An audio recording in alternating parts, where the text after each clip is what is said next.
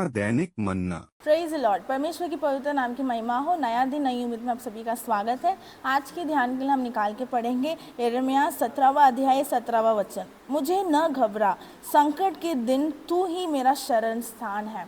यहाँ पर यिर्मयाह भविष्यवक्ता परमेश्वर की ओर छुटकारा के लिए जब प्रार्थना करते हैं, वो प्रार्थना का विनंती है। यहाँ पर पहला है कि मुझे न घबरा। कई बार होता है कि हमें परमेश्वर घबराहट से बाहर निकालता है, लेकिन यहाँ पर परमेश्वर की ओर प्रार्थना की जा रही है कि मुझे तू न घबरा। तो क्या सवाल यहाँ पर उठता है कि क्या परमेश्वर हमें घबराता है? जी हाँ। जब हम पुराने नियमों में पढ़ते हैं, जिस इजराइलियों को परमेश्वर ने छुड़ा के लेके आया था, जब इजराइलियों ने परमेश्वर का बात नहीं माना, उसी इजराइलियों का अंत या फिर इजराइलियों परमेश्वर ने जो वचन दिया था वो अपना नहीं पाए, क्योंकि परमेश्वर उनके लिए घबरा कर उन्हें परमेश्वर ने नष्ट कर दिया। और दूसरा प्रार्थना, संकट में के दिन में तू मेरा शरण स्थान है। एक तरफ है कि जब हम परमेश्वर का बात नहीं मानते तो परमेश्वर हमें संकट लेके आता है ताकि हम उसकी ओर फिरे। दूसरा है कि जब संकट के रास्ते में हम चलते हैं तो परमेश्वर का वचन कहता है कि परमेश्वर हमारा शरण स्थान है।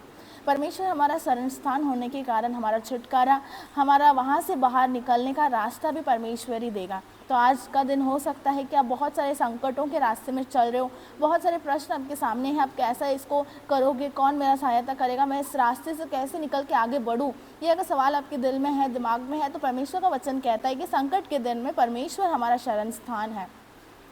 लेकिन वो शरण स्थान को अगर हमें पाना है तो परमेश्वर के चरणों में, उसके शरण स्थान, उसकी मदद के लिए जब हम परमेश्वर के पास जाएंगे तो निश्चय हमारा जो भरोसा परमेश्वर के ऊपर है कि वो मेरा शरण स्थान है, वो कभी नहीं टूटेगा। तो हमारा शरण स्थान परमेश्वर की ओर हम जाएंगे तो संकट के दिनों में परमेश्वर उस संकटों से बाहर निकाल कर उसकी नाम की महिमा आपके जीवन के द्वारा कर सकता है। तो आज हम परमेश्वर की शरण स्थान में बैठे कि दो चीज़ों की ध्यान दें। एक, हम परमेश्वर के विरुद्ध नहीं कर रहे कि वो हमारा बुरा बने, और दूसरा है कि जब हम संकट की ओर जा रहे तो परमेश्वर हमारा शरण स्थान रहकर हमारा सहायता करेगा। हम अब प्रार्थना करेंगे।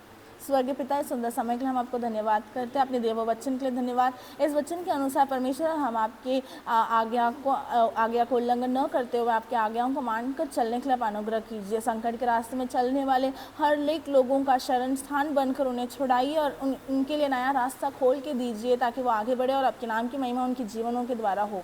उद्धार करते यीशु के नाम से मांगते हैं स्वर्गीय पिता, आमीन।